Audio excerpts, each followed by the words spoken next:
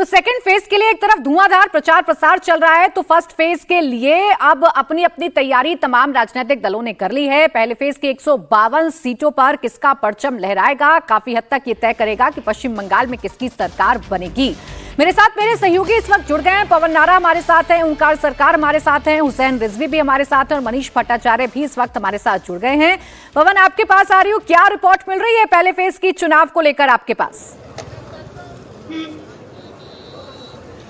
देखिए, सबसे पहले मैं आपको तैयारियां दिखाना चाहूंगा। कल वोटिंग से पहले आज पोलिंग पार्टियां पूर्वी मेदिनीपुर से निकलना शुरू हो गई है। ये वही इलाका है जिसके तहत नंदीग्राम आता है, तामलुक यहीं आता है। पीछे आप देखेंगे तो टीचर्स की पोल पार्टी यहां पहुंच चुकी है। बड़ी संख्या में पुलिस फोर्स तैनात है। ये टीचर्स अपनी अपनी यूनिट लेने के लिए आ रहे हैं। सामने अगर आप देखेंगे तो रिजर्व पुलिस फोर्स है, वो यहां बुलाई गई है। और ये गाड़ियों का जो काफिला देख रहे हैं, ये वो सब गाड़ियां हैं जो पोल पार्टी को लेकर आगे जाएंगी।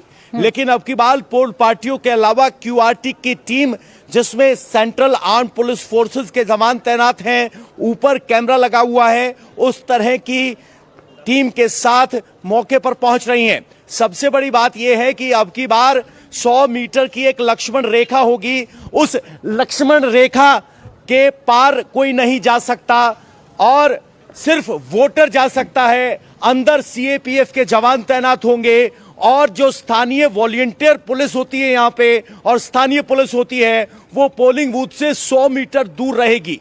तो सबकी निगाहें इस बात को लेकर हैं कि ये जिस पूर्वी मेदिनीपुर में मैं खड़ा हूं, संवेदनशील इलाका है, वहां कितना शांतिपूर्ण मतदान कल हो पाता है। बिल्कुल पवन, उसकी तैयारी आपके पीछे मैं देख पा रही हूं, तैयारी पूरी कर ली गई है चुनाव आयोग की तरफ से। हुसैन, आप क्या देख पा रहे हैं, आपके पास क्या जानकारी है? पहले फेज का ये चुनाव कितना चुनौतीपूर्ण है चुनाव आयोग के लिए और कितना चुनौतीपूर्ण है टीएमसी और बीजेपी के लिए भी?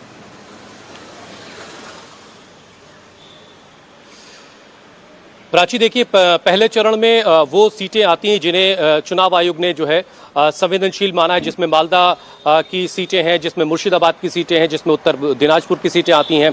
खासतौर से वो इलाका जिसे मोथाबाड़ी विधानसभा कहते हैं, जहां पर पिछले वक्त में हमने एक बंधक कांड देखा था। उसके बाद से हमने अपनी लगातार जो खबरें भेजी हैं, जो रिपोर्ट्स पहुंचाई हैं आप तक, उनमें ये बताया कि किस तरीके से केंद्रीय बलों की तैनाती हर तरफ की गई है और केंद्रीय बलों के पहरे के साए में पहले चरण के मतदान की तैयारियां पूरी हो चुकी हैं। मुर्शिदाबाद की 22 विधानसभा सीटें हैं और मालदा की 12 विधानसभा सीटों पर कल ही पहले चरण में मतदान हो रहा है और जिन्हें संवेदनशील माना गया है।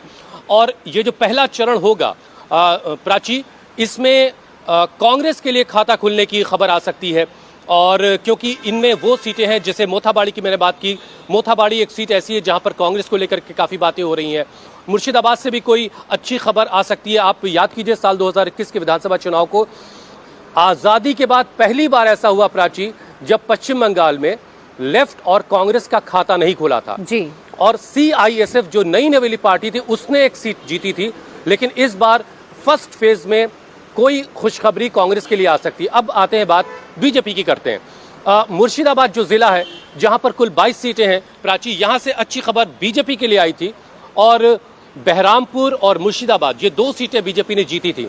मुर्शिदाबाद से मौजूदा वक्त में गौरीशंकर घोष हैं, जो वहां के विधायक हैं और एक बार फिर से वहां के उम्मीदवार हैं। जबरदस्त तरीके से वो प्रचार में लगे हुए थे। जब हमने मुर्शिदाबाद से अपनी खास रिपोर्ट मोदी और मुसलमान वहां से दिखाई थी, और इसी तरीके से बहरामपुर में कंचन दा है, वो भी लगातार कैंपेनिंग में लगे हुए थे।